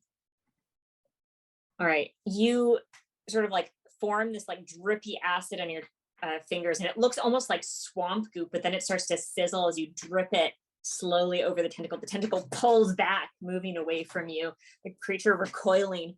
But something about the way you've created this challenge for it seems to entice it even further, and it leans forward, the tentacles beginning to wriggle even further.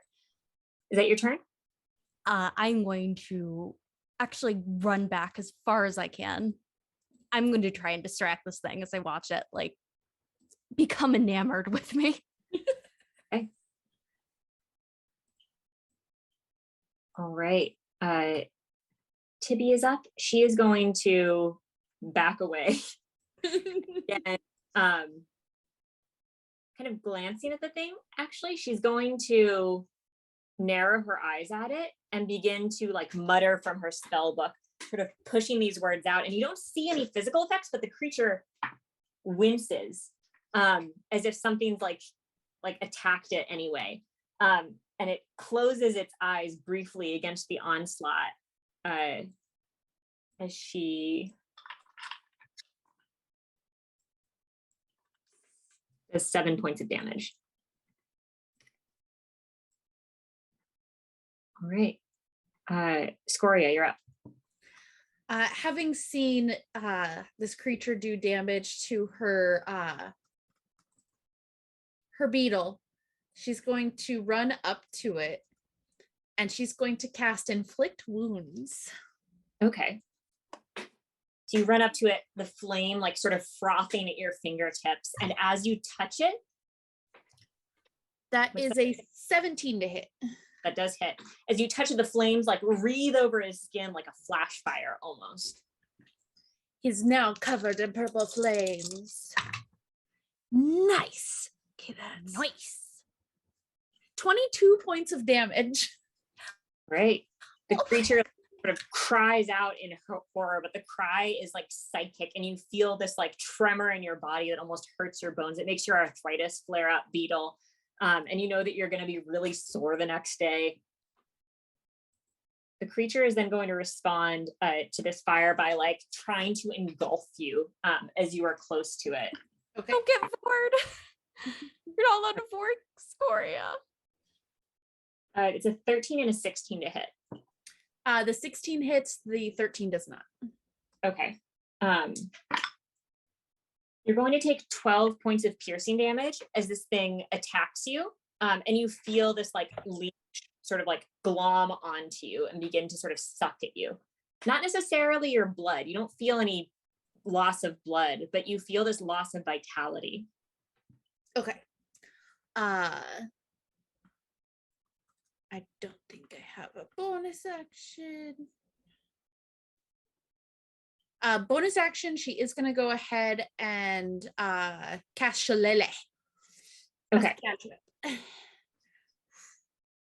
And then has she has like a swamp stick that she keeps in the top of her boot, and that becomes the Shillelagh when she pulls it out. Okay, I'm sorry. I thought you were done with your turn and then the creature went. Oh, sorry. Yeah, because okay, we'll do Shillelagh next round. That's fine. Okay. It's fine. You can do it. Okay. Yeah, it's a bonus action. I missed that my turn was over. Okay, I'm sorry. There was a pause and I was just going to jump in with a response. It's fine. Beetle, you are up next. All right, I've got an idea. I'm going to see actually if I can do it. Let's see. All right, I'm going to move a little closer because this thing's going after my grandbaby now. How dare you?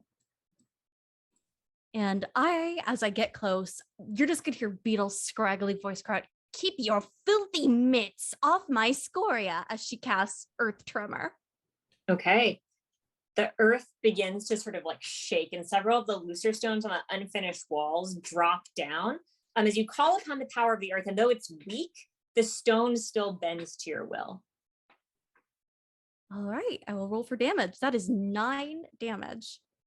Okay. And it will have to make a dex saving throw of a DC of 14 to remain standing.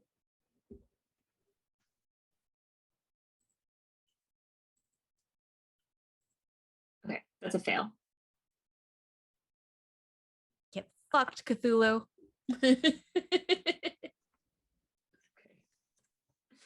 So the creature just sort of like falls down and you feel the leech like pull at you, like almost dragging you down with it as it like keeps its vice-like grip on you.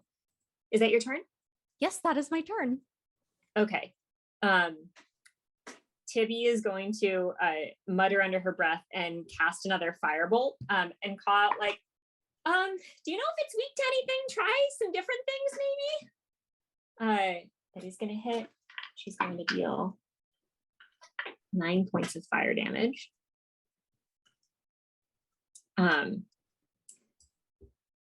Scoria, you're up.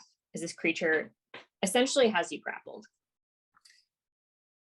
Okay, I gotta remember the rules on grapple. Give me 1 second. It just means you're 0 right now. Yeah, I can't move. Okay, I'm always getting grapple and the other one confused. All right. She is going to first swing with her mace. Okay.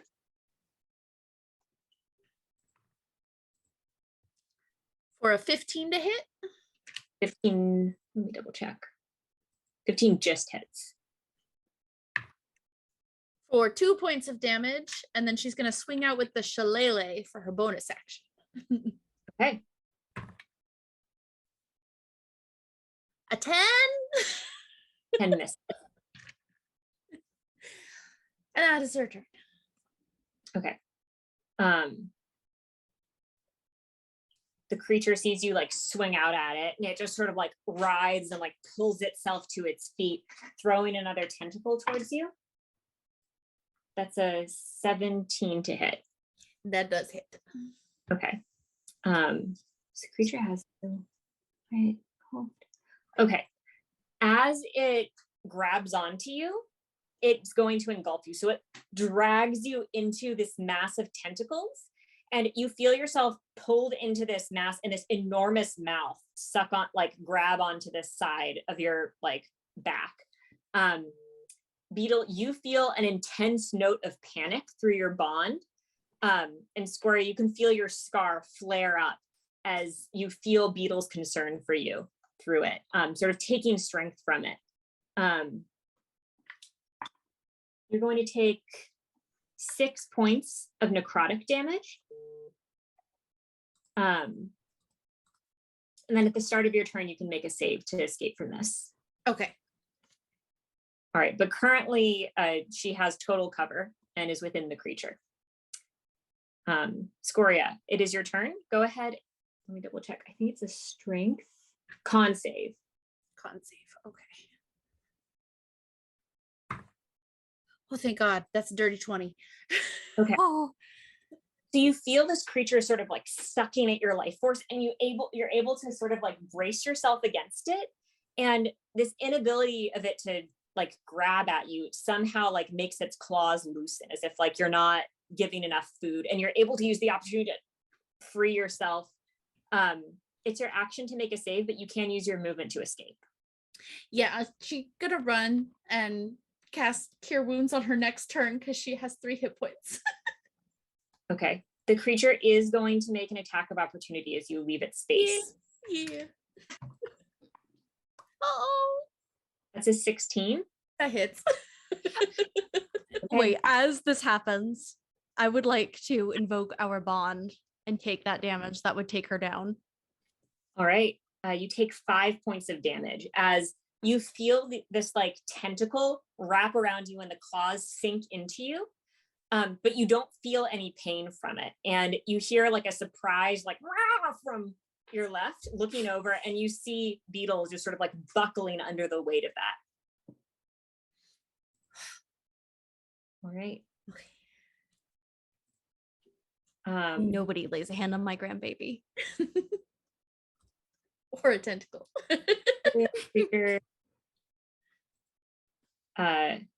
Beetle. I think I might have messed up initiative just now. Oh well. All right, I am going to.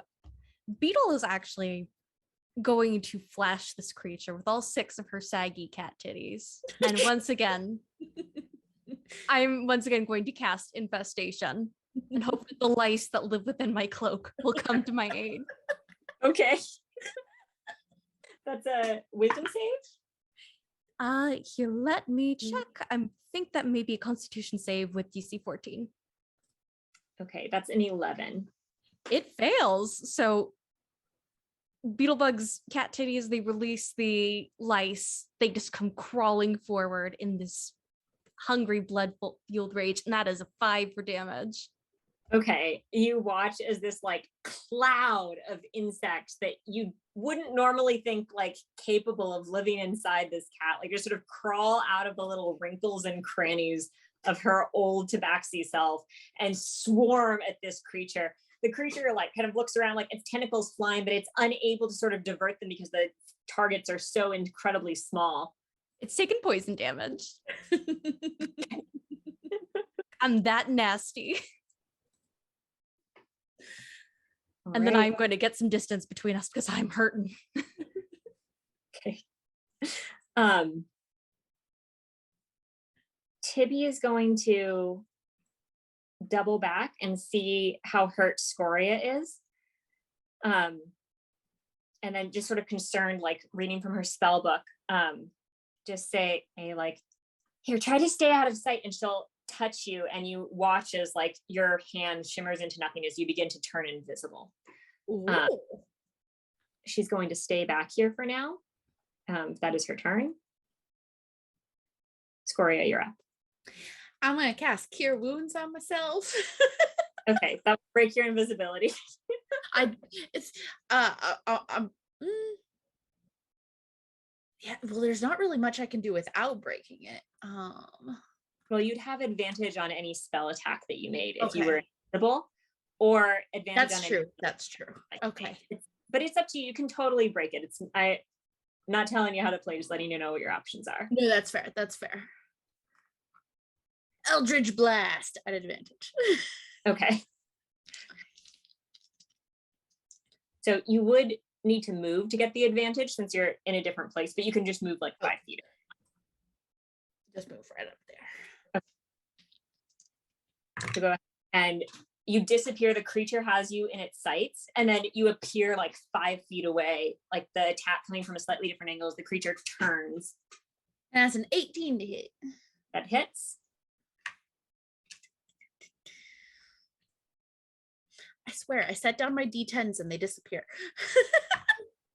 8 points of damage. All right. How do you want to kill this? Yeah. Yes.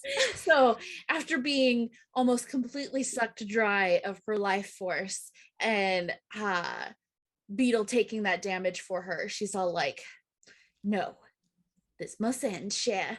And she just blasts out with the purple flames right into its gaping maw where she just had been held, and it like starts to burn it. The creature lets out this like psychic scream. You can feel it rattle in your bones. Several of the like rocks falling as it like sort of withers into nothing. And not too far away, like maybe within the tunnel, you hear a pair of screams as well. As this thing sort of disintegrates, its body turns to dust. And as you look closer, the dust is quite thick. It appears to be like a viscous white sand. Does Like it look that like the white outside? sand outside? Tibby lets out like a breath of relief and says, "Oh my goodness, that was not great." Yeah, Beetle is just gonna cover herself up, wipe the dust off herself. Like beckon them. Terrible creature. Now, however, I am going to cast Cure Wounds on myself. I have 2 spell slots, so I'm also going to walk over to Beetle and cast it for her too. Yeah, Okay. I'm at 6 HP. I'm not doing well. Tibby kind of looks back and forth. Is everyone okay? We're alive, aren't we? There's no need to coddle me. I'll be fine. Do you know what the fuck that thing was? No. You get 10 points of healing. I rolled maxed heal. Yay, thank you. I mean, I'm a there's some things that have been spotted in the grotto in general, like things from another plane maybe, but I mean this specifically, no. I mean, I don't know everything. And as she says this, Beetle's going to like reach into her like wrinkles, pull out an empty bottle, and just scoop up a little bit of the sand, cork it, put it back. Okay, well, you can add like abyssal life leech remains to your inventory. Ooh. Parentheses. Tibby kind of looks over, sort of like inspecting the different skeletons. I wonder how many years they were doing this. Either this is a very hungry Awful creature, sand out there. or this thing was. It does not bear thinking about it. It's dead. We saved the day. And Like- those pathetic lot should be gone. Scoria wants to go and check the tunnel to see if they're still there. You see 2 twin piles of sand. Beetle, they died. Good. They deserve it. Terrible catering. Oh, now I worry about what we ate in the stew. It was probably a horse. There's no worry. The horses outside mentioned that one of their friends had been eaten, or at least taken in. The mummified horse. Yeah, you saw a I'm pretty mummified sure it was taken alive and Oh. devoured. Oh. You don't think we ate people, did we? I don't know. I think they turned it into sand. She comes back down here so she can talk to them without yelling. You think they people? And she's gonna be like, Tibby, who should we report this to? This is Tibby's very illegal. I have a feeling. kind of poking around, like inspecting the corpses, and then he goes like, "Oh fuck!" And she just kind of like points, like gesturing you over. You guys move over to the area to see a recently mummified corpse with long dark hair and atrophied muscles. Oh no, not the hot one. That it was very important that I hire that man. Also, thank you, Andrew, for the 1d4 of healing. I insist Scoria takes that. Okay, I rolled a 2 on it, so that's at least gets me up to 14. It's like feel like a sudden surge of holy light within you is your cuts just tend not to bleed as much sometimes. You're pretty lucky. Looking over, Tibby is kind of like biting her lip, trying to think. She glances over at you guys and says, I hadn't really thought about him dying because he was pretty well known. And he was a kind of a sure thing for my boss. Well, You're not there's gonna get- this room back here that has all these clothes and stuff. We could always check and see if it looks like any of his stuff is here. I mean, fame doesn't pretty protect sure. you from death. yeah. I mean, I guess you could look at the stuff, but I'm pretty sure that's him. You can go back and inspect the second room if you'd like. I would say if there's any specific costume jewelry you would like, there's like it basically like whatever small valuables these people had on them, it seems they were collecting. So people who had brought like a couple nice pieces of clothing, like any jewelry, you're able to find that there. She's gonna look for anything in purple for her, and then she's gonna look for a new cloak for Beetle because hers is getting ragged. Talking about it's loved. It's well loved. You can find a new cloak if Beetle wants one. Yeah, I would say you're able to find several purple things. Purple is kind of an unusual color, but you do find like an amethyst brooch and small amethyst stud earrings. She takes those. It's kind of like looking around. It takes like a suit of armor that has like an insignia of a dove on it and gives like a long sigh. Yeah, that was definitely him. Well, I'm sorry, dear. Men are never reliable. That's the first thing I learned when I was your age. Well, Beetle, I knew that fate was drawing us this direction for a reason. What if we're supposed to help Tibby in his place? He died. We didn't.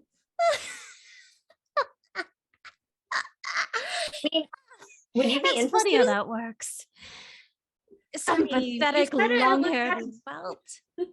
You said Sure. it was politics, and I mean, I can fight, but I also am pretty charismatic. Sure, girl, we'll help you. Not like you need some pathetic long-haired city-dwelling dweeb. Oh, I mean, I don't want to speak ill of the dead, but I really appreciate your offer to help. I mean, you do seem really powerful. It would actually be pretty great. I think, look, I haven't been entirely honest with you. My full name is Tabartha Elgard. You guys can make history checks. Will do. 8. Oh, no, I already used that. Never mind. All right, let me roll his story. That is an 18. Okay, you have heard of this name. Tabartha Elgard is known as the right hand of the king. They were childhood best friends, and he sort of elevated her to status as he rose to power. He has like a kind of an odd backstory where like he was like 7th or 8th in line, and like he kind of lived in the woods like being a kid, and then just because of like the start of this war, enough people were sort of assassinated that he ended up in the throne. And he's known to be extremely well liked and extremely personable, but not necessarily savvy with politics. And Tabartha is known to be like the right hand that tells him when he's making a bad decision, that like was sort of like a chief advisor who's a lot more savvy than he is. And she does like his most important errands, and she's sort of like head of Secret Service almost. Oh yeah. So as she's introducing herself, Beetle's just gonna cut her off. Hand to the Hermit King. That is something I would be forthcoming about, but given, I suppose, a war going on, I understand. Yeah, sorry. I just, sometimes people ask me for favors from him, and I just don't feel comfortable with that. It's and you know, people don't really think I am who I am because I look like this. And look, if you're interested in helping, maybe I can tell you a little bit more. This peace mission that is being offered that I mentioned earlier, they're worried that there's going to be an assassination. I don't know if you heard the one that took place 20 years ago when peace was last attempted, but the king is worried that it's going to happen again. So he's sending me ahead with a few other people. And well, we just wanted to be extra cautious. He wants to send people in good faith, but I just think maybe taking some precautions would be a good idea so that, well, I need you to make sure that when he comes to sign the treaty, he's not killed. So we need people to come who can, you know, speak eloquently, and she like nods encouragingly at Scoria, and take care of themselves, kind of nodding at Beetle, and just, you know, generally represent the country and make sure he stays protected. It pays really well. All right, if it means less stomping about my swamp and the pay is nice, we could help. What do you think, Scoria? I think this is what I was called down here to do, and I'm in. Okay. Great. Well, I'll try and send a word ahead that some plans have changed. But we'll continue. I can buy horses. I have a purse I can pay for our travel, and yeah, I go horse. Beetle, then your joints won't hurt so bad. That would be a relief. Yeah, Those saddle sores are a whole other problem, but we'll get to that bridge when we cross it. Maybe we can use a pillow or something, or could do a wagon, but I'll figure it out. I'm good at organizing things, and thank you. It's nice meeting you. Well, I look forward to our continued partnership Very too. well.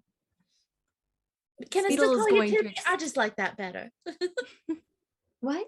Can I still just call you Tibby? I like that better. Beetle is just going to extend a wrinkly, rheumatoid arthritis shaking hand in a handshake and giving Tibia a deadly serious look. You're sure we'll be safe?